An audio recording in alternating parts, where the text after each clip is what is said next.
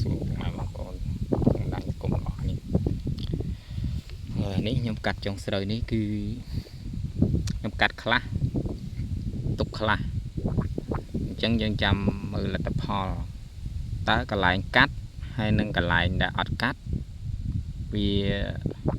មួយណាគួរល្អជាងហើយមួយណាដែលវាមានបញ្ហាច្រើនជាងហើយនេះវាជាកន្លែងដែលខ្ញុំកាត់នេះសារតែវាដាប់ស្លឹកខ្លាំងដែរទេហើយយើងកាត់នេះក៏ជាបទពិសោធន៍មួយភាសាតែជីស្រែខាងលើគេនេះគឺបាជីនេះ51ហើយខ្ញុំនេះសែនកោប01ហើយខ្ញុំអត់បានបាជីទេតាំងពីស្ទុងហើយនេះស្រូវសន្ទុងជាបើពង្រោះប្រហែលជាអាចនឹងបាជីតែដល់ពេលស្រូវសន្ទុងយើងអត់បានបាចទេហើយដាបស្លឹកនេះដោយសារតែកន្លែងកាត់ចុងនេះសារគេបាជីខាងលើហាក់គេបាជីនេះស្រែកបាជីហើយអញ្ចឹងទៅវាទឹកវាហៀភ្លឺភ្លៀងរាល់ថ្ងៃវាមកហូរជីមកខ្ញុំដល់អញ្ចឹងវាដាបស្លឹកវារៀងចង់អុចស្លឹកបន្តិច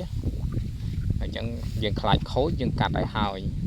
ហើយจะមើលលទ្ធផលដែលកន្លែងដែលកាត់ហើយនឹងកន្លែងដែលមិនកាត់จะមើលមួយណាល្អជាង